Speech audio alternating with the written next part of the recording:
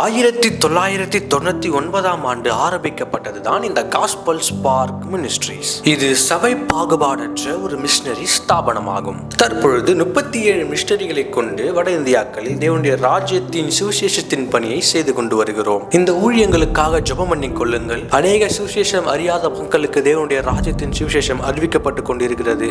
சபைகள் கட்டப்படாத இடங்களில் சபைகள் கட்டப்பட்டு கொண்டிருக்கிறது.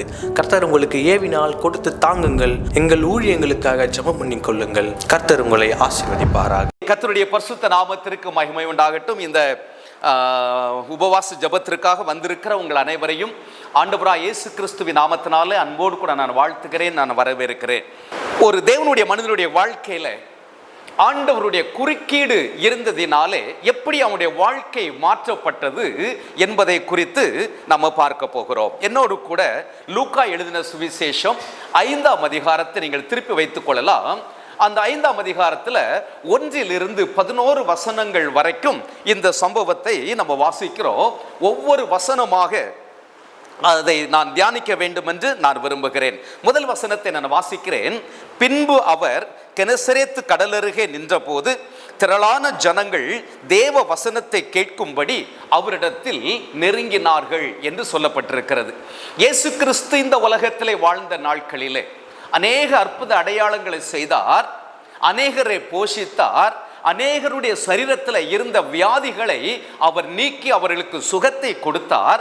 ஆகவே அந்த அற்புதங்களை ருசிப்பதற்காக, வியாதியிலிருந்து சுகத்தை பெற்றுக்கொள்வதற்காக திரள் கூட்ட ஜனங்கள் அவரை தேடி வந்தார்கள், அவரை நெருக்கினார்கள். இந்த சுவிசேஷங்களை நாம் முழுவதும் வாசித்து பார்ப்போம் என்றால் வேதம் சொல்லுகிறது, அவர் படகில ஏறி அக்கறைக்கு புறப்பட்டு சென்றார் என்று ஒரு வசனம் சொல்லுச்சுன்னா, அடுத்த வசனத்துல அவர் வருகிறார் என்பதை கேள்விப்பட்டு திரளான ஜனங்கள் அவருக்காக காத்து கொண்டிருந்தார்கள் என்று சொல்லப்பட்டிருக்கோம்.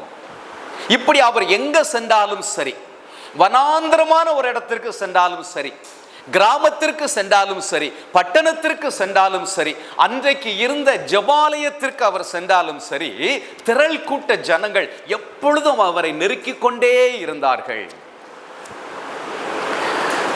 அந்த கூட்டங்கள் எல்லாம், அவரை நெருக்கிக் கொண்டிருந்த கூட்டங்கள் எல்லாம் எதற்காக வந்தார்கள் என்பதையும் வேதம் பதிவு செய்திருக்கிறது. சிலர் அவருடைய வாயிலிருந்து வருகிற வார்த்தையில குற்றம் கண்டுபிடிக்கலாமா என்று சொல்லி அவரை சுற்றி சுற்றி வந்தார்கள் என்று சொல்லப்பட்டிருக்கிறது. இயேசு கிறிஸ்துவிடம் போனால் என்னுடைய சரீரத்தில் இருக்கிற வியாதியிலிருந்து எனக்கு அவர் சுகத்தை தருவார் என்று சொல்லி சரீர சுகத்திற்காக சென்றவர்களும் உண்டு. இயேசு கிறிஸ்துவுடைய கூட்டத்திற்கு சென்றா பட்டினியை அனுப்ப மாட்டாரு. எப்படியாவது நான் வெஜிடேரியன் சாப்பாடு நமக்கு தந்து தான் அனுப்புவாரு, வயிறார சாப்பிட்டுட்டு வரலாம், சோறு பொங்க வேண்டிய அவசியம் இல்லை அப்படின்னு சொல்லி போனவங்களும் உண்டு. ஆனால் இந்த கெனசரேத்து கடல் அருகே வாழ்ந்த மக்கள் கொஞ்சம் வித்தியாசமானவர்கள். இந்த உலக பிரகாரமான ஆசீர்வாதத்திற்காக அவர்கள் இயேசுவை நெருங்கி வரவில்லை. மாறாக அவருடைய வாயிலிருந்து வருகிற கர்த்தருடைய வார்த்தையை கேட்பதற்காக, வசனத்தை கேட்பதற்காக அவர்கள் வாஞ்சியோடு கூட இயேசுவை நெருங்கி வந்தார்களாம். திரளான ஜனங்கள் தேவ வசனத்தை கேட்கும்படி அவரிடத்தில் நெருங்கினார்கள். அருமையான தேவனுடைய பிள்ளைகளே, இந்த உலக ஆசீர்வாதத்தை ஆண்டவர் தருகிற தேவன்தான், சரீர நன்மைகளை அவர் தருகிற தேவன்தான், நம்மை ஆசீர்வதிக்கிற தேவன்தான். ஆனால் இந்த ஆசீர்வாதங்கள் எல்லாம் இந்த உலகத்திற்குரியவைகள். இன்றைக்கு ஒரு ஆகாரத்தை அவர் ஆசீர்வதித்து தருவார் என்றால் அன்றைக்கு திருப்தியாக நம்ம சாப்பிட்டு விடலாம், உண்மைதான். ஆனால் இந்த கெனசரேத்து ஜனங்கள் பாருங்க, அழியாத காரியத்திற்காக, அழிந்து போகிற போஜனத்திற்காக அல்ல, அழியாத ஒரு காரியத்திற்காக, ஆசீர்வாதத்திற்காக அவரை நெருங்கி வந்தார்கள். அது மாத்திரமல்ல, இந்த இம்மைக்குரிய காரியத்திற்காக அல்ல, மறுமைக்குரிய காரியத்திற்காக, நித்தியத்துக்கு நேராக தங்களை வழிநடத்தக்கூடிய தேவனுடைய வார்த்தைக்காக இயேசுவை நெருங்கி வருகிறார்கள். இன்றைக்கு நம்முடைய வாழ்க்கையில நம்ம எப்படி இருக்கிறோம்? ஆலயத்துக்கு எதற்காக போகிறோம்? ஜெப கூட்டங்களுக்கு எதற்காக போகிறோம்? ஆண்டவருடைய வார்த்தை எனக்கு வேண்டும் என்று சொல்லுகிறோமா? இன்றைக்கு ஆண்டவர் என்னோடு கூட என்ன பேச போகிறார் என்பதை எதிர்பார்த்த ஆலயத்துக்கு நம்ம செல்லுகிறோமா? அப்படி நாம் செல்வோம் என்றால் ஆண்டவர் நிச்சயமாக யாரை கொண்டும் ஆண்டவர் பேசுவார். அந்த வாஞ்சை நமக்குள்ள வேணும், அந்த தாகம் நமக்குள்ள வேணும்.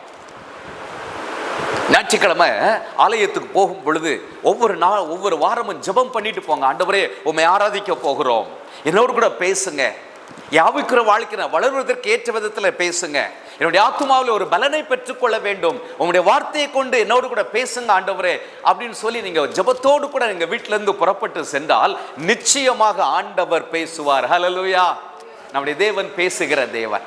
வாஞ்சையோடு கூட வருகிற ஒவ்வொருவரையும் அவர் திருப்திப்படுத்தி அனுப்புகிற தேவனாக இருக்கிறார். இந்த கெனசரேத்து கடல் அருகே வாழ்ந்த இந்த ஜனங்கள் தேவ வசனத்தை கேட்கும்படியாக இயேசுவை நெருங்கி வருகிறார்கள். வேதத்துல நம்ம வாசிக்கிறோம், இம்மைக்காக நான் கிறிஸ்துவை பின்பற்றுவேன் என்றால் மற்ற எல்லாரை காட்டிலும் பரிதபிக்கப்பட்டவனாக இருப்பேன் என்று எழுதப்பட்டிருக்கிறது. அருமையான தேவனுடைய பிள்ளைகளை, இன்றைக்கு கிறிஸ்தவ மக்கள் அதிகமாக இந்த உலக ஆசீர்வாதங்களுக்காகவே இயேசுவை பின்பற்றக்கூடிய ஒரு சூழ்நிலை இருக்கிறதை நம்ம பார்க்க முடிகிறது. வேதம் சொல்லுகிறது, முதலாவது தேவனுடைய ராஜ்யத்தையும் அவருடைய நீதியும் தேடுங்கள், அப்பொழுது இவைகளெல்லாம் உங்களுக்கு கூட கொடுக்கப்படும் என்று சொல்லப்பட்டிருக்கிறது. அப்போ நம்முடைய வாஞ்சியும் நம்முடைய விருப்பமும் நம்முடைய தேடுதலும் அந்த ராஜ்யத்துக்கு அடுத்த காரியங்கள், வேத வசனத்திற்கு அடுத்த காரியங்கள், பரிசுத்தத்துக்கு அடுத்த காரியங்கள். அப்படி இருக்கும் பொழுது மற்ற எல்லாவற்றையும் ஆண்டவர் நமக்கு சேர்த்து தருகிற தேவனாக இருக்கிறார். இன்றைக்கு ஆண்டவரை நாம் நெருங்கி வருவோம். சரி, அடுத்தது தொடர்ந்து நம்ம வாஸ்து பார்த்தால், அப்பொழுது கடற்கரையில் நின்ற 2 படகுகளை கண்டார்.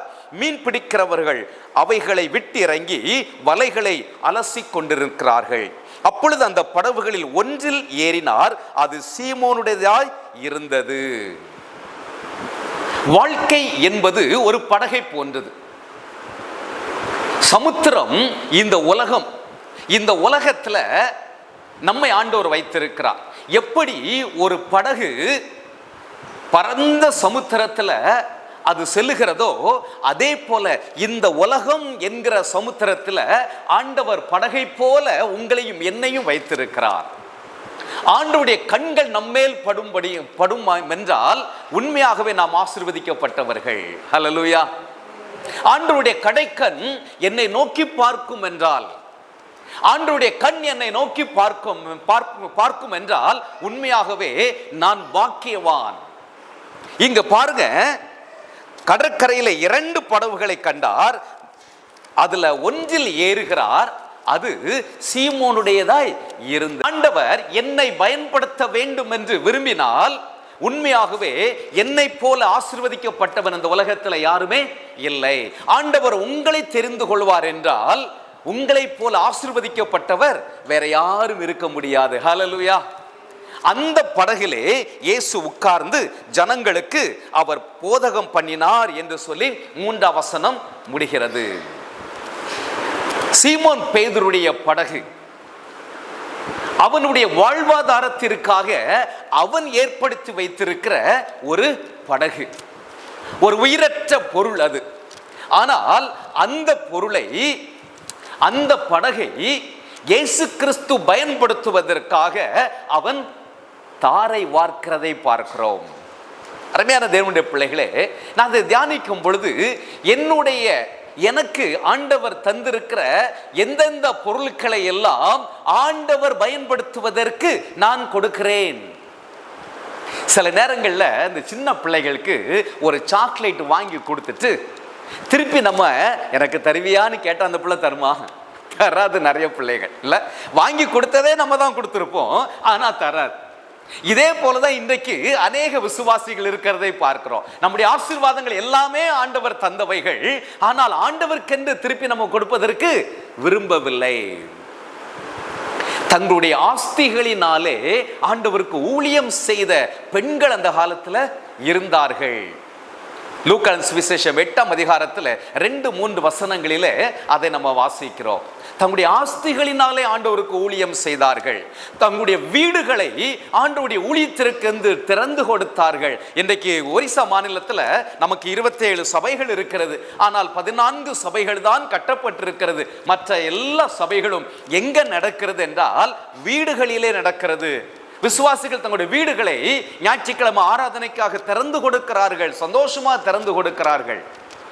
நம்முடைய ரஞ்சன்காவு பணித்தளத்தில் மகாராஷ்டிரால ஆலய ஆராதனை பெற்ற முன்னாடி கட்டுவதற்கு முன்னாடி நடைபெற்ற ஒரு வீட்டில் அவங்க வீட்டுடைய எல்லா பொருட்களையும் வெளியெடுத்து விடுவார்கள். பெட்ல இருந்து வாஷிங் மெஷின்ல இருந்து எல்லாமே வீட்டுக்கு வெளியே போயிடும், தெருவுக்கு போயிடும். ஞாயிற்றுக்கிழமை ஆராதனை முடிஞ்ச பிறகு எல்லாத்தையும் உள்ள கொண்டு வருவாங்க.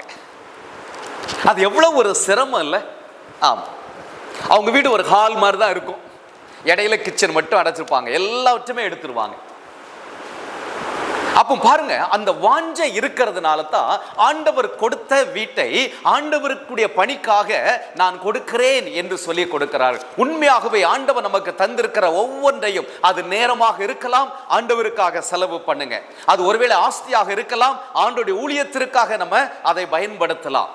ஒருவேளை தாளந்தா இருக்கலாம், ஆண்டவருடைய நாம மகிமைக்காக அதை நம்ம பயன்படுத்தப்படுவதற்கு நான் ஒப்பு கொடுக்கும் பொழுது ஆண்டவர் இன்னும் நம்மை அதிகமாக பயன்படுத்துகிறார், நம்மை ஆசீர்வதிக்கிற தேவனாக இருக்கிறார். இங்கே சீமோன் பேதுரு தன்னுடைய படகை இயேசு கிறிஸ்து அமர்ந்து போதிப்பதற்கு அவன் விட்டு கொடுப்பதை, தாரை வார்ப்பதை நம்ம பார்க்க முடிகிறது. அவர் போதகம் பண்ணி முடித்த பின்பு சீமோனை நோக்கி, ஆழத்திலே தள்ளி கொண்டு போய் மீன் பிடிக்கும்படி உங்கள் வலைகளை போடுங்கள் என்கிறார். 5ஆம் வசனம். அதற்கு சீமோன், ஐயரே, முழுவதும் நாங்கள் பிரயாசப்பட்டும் ஒன்றும் அகப்படவில்லை, ஆகிலும் உம்முடைய வார்த்தையின்படியே வலையை போடுகிறேன் என்று சொல்லுகிறார். ஆழத்திலே கொண்டு போய் மீன் பிடிக்கும்படி உங்களுடைய வலைகளை போடுங்கள் என்று சொல்லும் பொழுது இந்த சீமோன் பேதுரு சொல்லுகிற மாறுத்தரம் என்ன? ஐயரே, முழுவதும் நாங்கள் பிரயாசப்பட்டு ஒன்றும் அகப்படவில்லை. அந்த வார்த்தையை அண்டர்லைன் பண்ணுங்க. ஐயரே. ஐயரே என்றால் போதகரே என்று அர்த்தம். இயேசு கிறிஸ்துவை பற்றி வேதத்தில் அவர் நல்ல போதகர், யாரை குறித்தும் அவர் கவலைப்படாமல் சத்தியத்தை சத்தியமாக நேருக்கு நேர் சொல்லக்கூடிய ஒருவர். இதெல்லாம் ஜனங்கள் சொன்னார். சதுசேயர் பரிசேயர் இயேசுவிட்ட கேள்வி கேட்டு அவரை மடக்குவதற்கு வந்த பொழுது, போதகரே, நீர் யாரை குறித்தும் கவலைப்படாமல் எல்லாவற்றையும் வெளிப்படையாக சொல்லக்கூடியவர் அப்படின்னு சொல்லிட்டு ராயனுக்கு வரி கொடுப்பது அப்படின்னு சொல்லி கேட்டாங்க இல்லையா? அப்போ இயேசு கிறிஸ்து யாரை குறித்தும் கவலைப்படாமல் சத்தியத்தை சத்தியமாக, ஐயோ நான் இதை சொன்னால் அவருடைய மனது பாதிக்கப்படுமே, அவர்கள் கவலைப்படுவார்களே அப்படின்னு எதை குறித்து அவர் கவலைப்படாமல் சத்தியத்தை சத்தியமாக சொல்லக்கூடியவர், நல்ல போதகர். ஐயரே, முழுவதும் நாங்கள் பிரயாசப்பட்டு ஒன்றும் அகப்படவில்லை, போதகரே என்று சொல்லுகிறார். இந்த சீமோன் பேதுருடைய அறிவு, இயேசு கிறிஸ்துவை குறித்த அந்த அறிவு என்ன அப்படின்னா, அவர் ஒரு போதகர். அவர் ஒரு போதகர், தேவனுடைய வார்த்தையை தெளிவாக போதிக்கக்கூடியவர். ஒருவேளை படிப்பறிவு இல்லாமல் இருந்தாலும் தெளிவாக போதிக்கக்கூடிய வரம் பெற்றவர், ஞானம் பெற்றவர். அவ்வளவுதான் இயேசு கிறிஸ்துவை குறித்த ஒரு அறிவு அவனுக்கு இருந்தது. இன்றைக்கும் பாருங்கள் அருமையானவர்களே, நம்முடைய தேசத்தில் இயேசு கிறிஸ்துவை பற்றி ஒரு கட்டுரை வரையுங்கள் என்று சொன்னா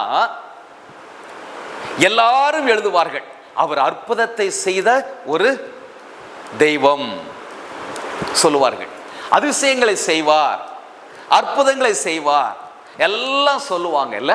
ஆமா, இயேசு கிறிஸ்துவை அற்புதராக ஏற்றுக்கொள்வதற்கு இன்றைக்கு இந்த உலகத்தில் எல்லாரும் ஆயத்தமாக இருக்கிறார்கள்.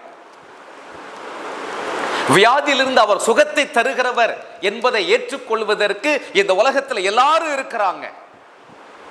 ஆனால் கிறிஸ்தவர்களாக என்ன அதை மட்டும்தான் ஏற்றுக்கொள்ள முடியுமா அப்படின்னா, அதை காட்டிலும் மேலான ஒரு அனுபவம் இருக்கிறது. தொடர்ந்து அப்படியே நீங்க வாசித்து வந்தீங்கன்னா 8ஆம் வசனத்தை வாசிக்கிறேன். சீமோன் பேதுரு அதை கண்டு இயேசுவின் பாதத்தில் விழுந்து, ஆண்டவரே. பாருங்க, அந்த 6-7 வசனத்திற்கு உள்ள ஒரு பெரிய மாற்றத்தை அவன் காண்கிறான். இயேசு கிறிஸ்துவை பற்றி அவன் அறிந்த அந்த அறிவுல ஒரு மாற்றம் வருகிறது. அவரை போதகரே என்று அறிந்து கொண்டவன் இப்பொழுது இந்த ஒரு பெரிய அற்புதம் நடந்த பின்பு 2 படகுகளும் அமிழத்தக்கதான திரளான மீன்களை பிடித்த அந்த அனுபவத்திற்கு பின்பதாக அவன் இயேசுவை பார்த்து சொல்லுகிறான், ஆண்டவரே. ஆண்டவரே என்றால் என்னை ஆளுகிறவரே என்று அர்த்தம், என்னை ஆட்சி செய்கிறவரே என்று அர்த்தம். இன்றைக்கு இயேசுவை நம்ம இரட்சகராக ஏற்றுக்கொள்ளலாம், நல்லது. அற்புதராக ஏற்றுக்கொள்ளலாம், நல்லது. அதிசயமானவராக ஏற்றுக்கொள்ளலாம், நல்லதுதான், உண்மைதான். ஆனால் அதை காட்டிலும் அவரை நாம் எப்படி ஏற்றுக்கொள்ள வேண்டும் என்றால் ஆண்டவராக அவரை ஏற்றுக்கொள்ள வேண்டும். ஹல்லேலூயா. அப்படி என்றால் என்ன அர்த்தம்? என்னை ஆளுகிறவர், நீர் என்னை ஆளுங்க, என்னுடைய வாழ்க்கையின் அதிகாரி நீங்க தான், என் தலை நீங்க தான் ஆண்டவரே, நீங்க என்ன சொல்றீங்களோ அதை நான் செய்வேன். அப்படி இந்த உலகத்துல இயேசுவை ஏற்றுக்கொள்வதற்கு ஆட்கள் வேண்டும். ஒருவேளை அப்படி ஆண்டவராக நம்ம ஏற்றுக்கொள்வோம் என்றால் சில நேரங்கள் அவர் நம்மை வழி நடத்துகிற வழியானது நமக்கு பிடிக்காத வழியாக கூட இருக்கலாம், இல்ல? ஆமா, எனக்கு பிரியமில்லாத வழியாக இருக்கலாம். ஆனால் இதுல தான் போகணும் அப்படின்னு சொன்னா போய்த்தான் ஆக வேண்டும். தீர்க்கதரிசிகள், பழைய ஏற்பாடு தீர்க்கதரிசிகளை பாருங்க, எல்லாருமே கடவுளை, அன்றைக்கு யெகோவா தெய்வத்தை ஆண்டவராக ஏற்றுக்கொண்டவர்கள். அதனால தான் அவர் என்ன சொல்லுகிறாரோ அப்படியே செய்வார்கள். நீ இதை செய்யினா அதை செய்வாங்க, நீ இப்படி படுத்துக்கோன்னா படுத்துக்குவாங்க, நீ சாப்பிடக்கூடாதுன்னா சாப்பிட மாட்டாங்க, நீ ஒரு கழித்து படுக்கணும்னா அப்படியே எத்தனை நாளோ அத்தனை நாளோ அப்படியே. ஏன்னா ஆளுகிறவர்கள் சொல்லுகிறார்கள். இன்னைக்கு நாட்டில் ஒரு சட்டம் போட்டாச்சு அப்படின்னு சொன்னா நம்மெல்லாம் செய்வோமா செய்ய மாட்டோமா? செய்யதான் செய்வோம்ல. ஏன்? நம்மை ஆளுகிறவர்கள் அந்த சட்டத்தை கொண்டு வந்துட்டாங்க. கொஞ்ச வருஷத்துக்கு முன்பதாக ரேஷன் கார்டெல்லாம் மாற்றினாங்க, ஞாபகம் இருக்கா? ஆமாம், எத்தனையோ நாள் கொடுத்தாங்க, நானும் மாற்றலை. அதுக்கு பிறகு மயிலாப்பூரில் போயிட்டு மாற்ற வேண்டிய ஒரு சூழ்நிலை. அங்கே போனால் ஒரு 300 பேர் லைனில் நிற்கிறாங்க, வெயிலில் கொடை பிடிச்சிட்டு. அப்படி போய் நிற்கணும்னு எனக்கு விருப்பம் கிடையாது. ஆனால் ஆளுகிறவர்கள் ஒரு சட்டத்தை போட்டாங்க, அதை நான் செய்தாதான் நான் இந்த நாட்டினுடைய பிரஜை என்பதற்கு எனக்கு ஒரு அடையாளம். அப்போ நம்மை ஆளுகிறவர்கள் ஒரு சட்டத்தை கொண்டு வரும் பொழுது அதற்கு நாம் கீழ்ப்படிய வேண்டியது அவசியமாக இருக்கிறது. அதே போல ஆண்டவர் இயேசு நம்மை ஆளுகிறவராக, ஆண்டவராக நாம் ஏற்றுக்கொள்வோம் என்றால் அவருடைய விருப்பம்தான் நான் செய்ய வேண்டும். ஹல்லேலூயா. இன்றைக்கு கிறிஸ்தவ இன்றைக்கு அப்படி செய்ய மாறுமா? கிறிஸ்தவர்கள் அவரை மாறுவார்களா? அவரை அற்புதராக ஏற்றுக்கொள்வதற்கு இன்றைக்கு ஏராளமான ஜனங்கள் இருக்கார்கள். எல்லாரும் விருப்பப்படுகிறார்கள். எப்படியாவது என் வாழ்க்கையில் ஒரு அற்புதத்தை செய்திட மாட்டாரா? ஒரு அதிசயத்தை நான் காண செய்ய மாட்டாரா? அவர் செய்வார். ஆனால் அவர் சொல்லுகிற எல்லாவற்றையும் செய்வதற்கு நான் ஆயத்தமா? என்னை ஆளுகிறவராக நான் ஏற்றுக்கொள்வதற்கு ஆயத்தமா? இங்கே சீமோன் பேதுருடைய வாழ்க்கையில ஒரு மாற்றம். ஐயரே என்று அறிந்து கொண்டவன் இங்கே அவன் அறிக்கையிடுகிறான், ஆண்டவரே என்று சொல்லி. அப்போ இயேசு கிறிஸ்துவை நம்முடைய வாழ்க்கையில ஆண்டவராக நம்ம ஏற்றுக்கொள்ள வேண்டியது அவசியமாக இருக்கிறது. 6ஆம் வசனத்தை வாசிக்கிறேன். 5ஆம் வசனத்துடைய பின்பகுதி, ஆகிலும் உம்முடைய வார்த்தையின்படியே வலையை போடுகிறேன். ஆண்டவருடைய பிள்ளைகள் நம்முடைய வாழ்க்கையில ஆண்டவருடைய வார்த்தைக்கு முக்கியத்துவம் கொடுக்க வேண்டியது அவசியம். நம்மை வழிநடத்துவது அவருடைய வார்த்தை தான். இந்த வார்த்தையை ஏன் ஒவ்வொரு நாளும் வாசிங்க, ஏன் தியானம் பண்ணுங்க என்று சொல்லுகிறோம்? இந்த வார்த்தை நம்மை வழி நடத்தும். இந்த வார்த்தை நமக்கு நல்ல ஆலோசனையை தரும். இந்த வார்த்தை சரியான பாதைக்கு நம்மை வழி நடத்தும். இந்த வார்த்தை எது நல்லது, எது தீமையானது, எதை செய்யணும், எதை செய்யக்கூடாது, எது தேவனுக்கு பிரியமானது, எது பிரியமற்றது என்பதை நமக்கு தெளிவாக வழி நடத்தும், சொல்லித்தரும். இந்த வார்த்தை ஜீவனுள்ள வார்த்தை. இதுல ஜீவன் இருக்கிறது. பைபிள்ல ஒரு வசனம் சொல்லுது, கர்த்தருடைய வார்த்தை நமக்கு நினமுள்ளத, நம்முடைய எலும்புகளை நினமுள்ளதாக மாற்றுகிறதா. அப்படின்னா என்னன்னா, ஹியூமோகுளோபின்லாம் குறைஞ்சிச்சுன்னு நம்ம டாக்டர் சில நேரம் சொல்கிறாங்கல்ல. ஆமாம், அந்த ஹியூமோகுளோபினை அதிகப்படுத்தி கொடுக்குமா கர்த்தருடைய வார்த்தை. நினம் அப்படின்னு சொன்னால் ரத்தம், நம்முடைய எலும்புகளை அது நினமுள்ளதாக மாற்றுகிறதா. இதெல்லாம் என்னைக்காவது விசுவாசிச்சிருக்குமா? யோசித்து பாருங்களேன். ஆமாம், அதுக்காக எதுவும் சாப்பிடக்கூடாதுன்னு சொல்ல வரல. இல்லை, ரத்தத்தை ஊற வைக்கிறதுக்குன்னு சில ஆகாரங்கள் இருக்கிறது. அதை சாப்பிடும் பொழுது கொஞ்சம் ஹியூமோகுளோபின் நமக்கு இன்க்ரீஸ் ஆகும். ஆனால் வேதம் நமக்கு சொல்லும் பொழுது அதை நாம் நம்பி நம்ம காரியங்களை செய்தால் அது கூட நம்முடைய வாழ்க்கையில் அற்புதத்தை செய்யும். இப்படி கர்த்தருடைய வார்த்தை நமக்கு அநேக விதங்களில் நமக்கு உதவி செய்கிறதாக இருக்கிறது. நம்முடைய கையின் பிரயாசங்களை கர்த்தருடைய வார்த்தையின் படி நம்ம செயல்பட்டால் நம்முடைய கையின் பிரயாசங்களை ஆண்டவர் ஆசீர்வதிக்கிற தேவனாக இருக்கிறார். ஆண்டவருடைய வார்த்தையின் படி சில காரியங்களை செய்யும் பொழுது சில ஆபத்துக்கு நம்ம விலைக்கு பாதுகாக்கப்படுகிறோம். சில வியாதிகளுக்கு ஆண்டவருடைய வார்த்தை நம்மை பாதுகாக்கிறது. சில விபத்துகளிலிருந்து நம்மை பாதுகாக்கிறது. சில நேரங்களில் சில துஷ்ட மனிதர்களிடம் இருந்து ஆண்டவருடைய வார்த்தை நம்மை பாதுகாக்கிறது. சொல்லிக்கொண்டே போகலாம். இந்த சீமோன் பேதுரு பாருங்க, ஆகிலும் உம்முடைய வார்த்தையின்படி வலையை போடுகிறேன். அப்படி போட்டதுனால தான் அவன் 2 படகுகளும் அமிழத்தக்கதான திரளான மீன்களை பிடிக்க முடிந்தது. அதற்கு பிறகுதான் அவனுடைய வாழ்க்கையில ஒரு பெரிய ஒரு மாற்றம். 8ஆம் வசனத்துடைய பின்பகுதியை வாசிக்கிறேன்.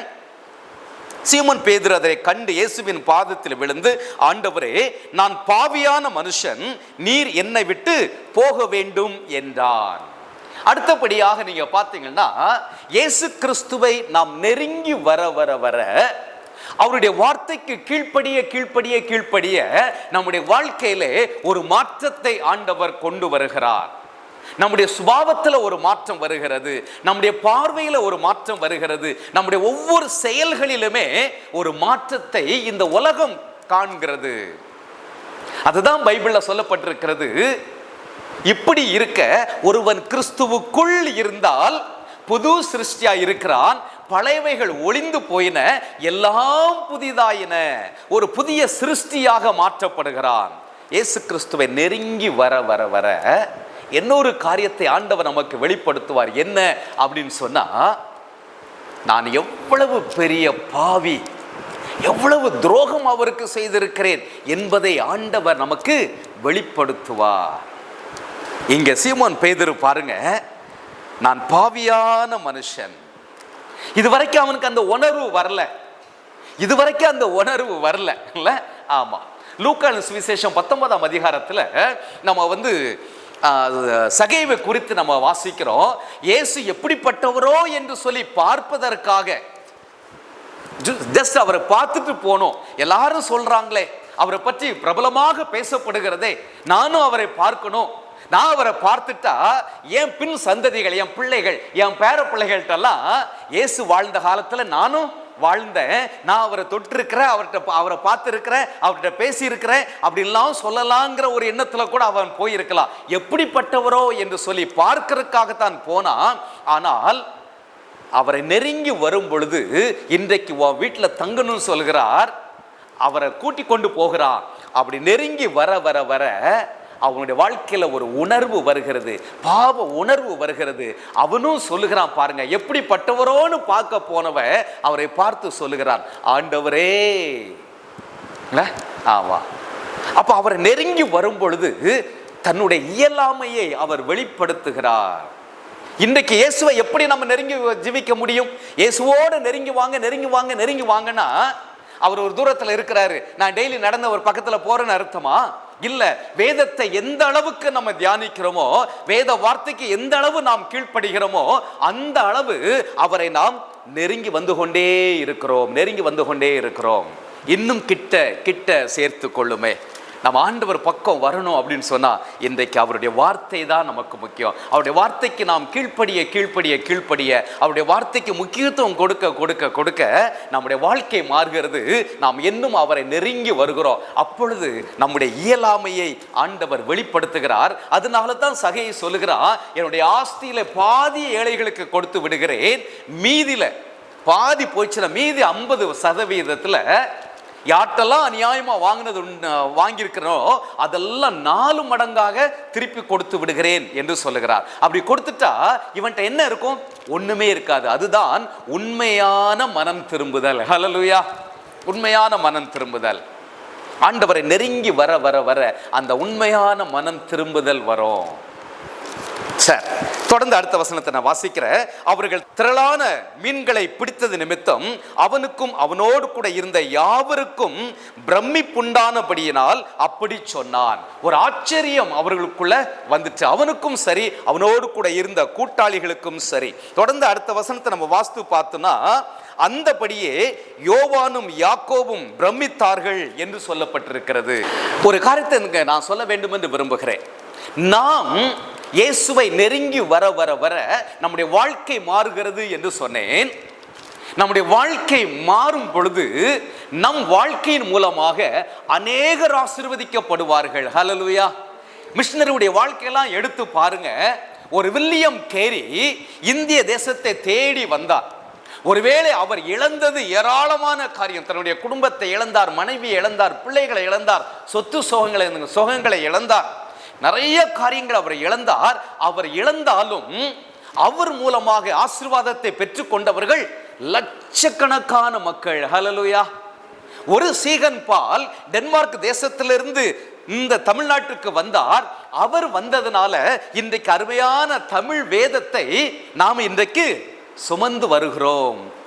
ஒரு மனிதனுடைய கஷ்டம், ஒரு மனிதனுடைய பாடு, அந்த பாடுகள் மூலமாக அநேகர் ஆசீர்வதிக்கப்படுகிறார்கள். ஒரு சீமோன் பேதுரு ஆண்டவருடைய வார்த்தைக்கு கீழ்ப்படிந்தான், இயேசுவை நெருங்கி வந்தான், ஆண்டவராக அவரை ஏற்றுக்கொண்டான்.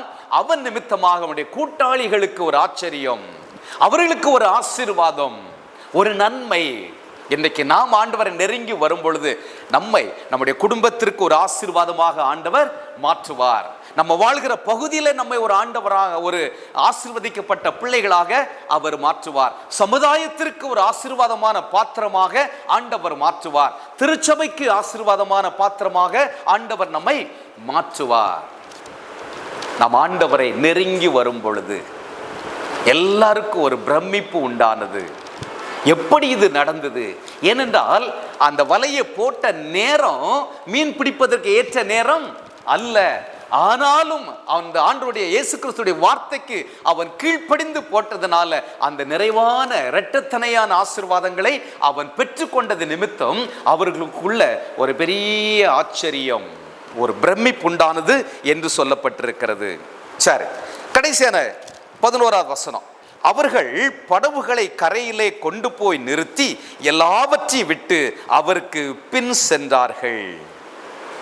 10ஆம் வசனத்துடைய பின் பகுதியில் இயேசு சொல்லுகிறார், அப்பொழுது இயேசு சீமோன் நோக்கி, பயப்படாதே, இது முதல் நீ மனுஷரை பிடிக்கிறவனாய் இருப்பாய். மீனை பிடிக்கிற ஒன்ன மனுஷரை ஆதாயப்படுத்துகிறவனாக மாற்றுவேன் என்று சொன்ன உடனே படவுகளை விட்டுட்டா, பிடிச்ச மீன்களை விட்டுட்டா. அவனுடைய வாழ்க்கையில இதுவரைக்கும் ஒருவேளை அவங்க அப்பா கூட உதவிக்காக அவன் மீன் பிடிப்பதற்கு சென்றிருக்கலாம். பரம்பரையாக இந்த தொழில் செய்து கொண்டிருக்கிறவர்கள் இதுவரைக்கும் ஒரு வலை போட்டு 2 படவுகளும் அமிழத்தக்கதான மீன்களை பிடித்த சரித்திரத்தை அவன் பார்த்ததில்லை. இதுதான் முதல் முறையாக அவனுடைய கண்களினாலே அவனே பிடித்திருக்கிறான். ஆனாலும் இவ்வளவு ஆசீர்வாதங்கள் வந்த பின்பும் உன்னை மனுஷனை பிடிக்கிறவனை மாற்றுவேன் என்று சொன்ன அந்த வார்த்தையை கேட்ட மாத்திரத்தில் வேதம் சொல்லுகிறது, எல்லாவற்றையும் விட்டு அவருக்கு பின் சென்றார். கர்த்தர் இந்த வார்த்தைகளை ஆசீர்வதிப்பாராக. பின் சுவிசேஷம் பறைசாற்றப்பட உங்களின் பங்கு என்ன? மிஷனரியை தாங்கலாம், ஆலயம் கட்டி கொடுக்க முன் வரலாம், இம்மாணவர்களின் படிப்பு தேவைகளை சந்திக்கவும் உதவி செய்ய முன் வரலாம். ஆதிவாசி பிள்ளைகளின் வாழ்வு வளம் பெற இலவசமாக பள்ளிகள் நடத்தப்பட்டும் வருகிறது. தொடர்ந்து ஊழியத்தை உங்கள் அனுதின ஜெபத்தாலும் உதாரத்துவமான உங்கள் காணிக்கையாலும் தாங்குங்கள்.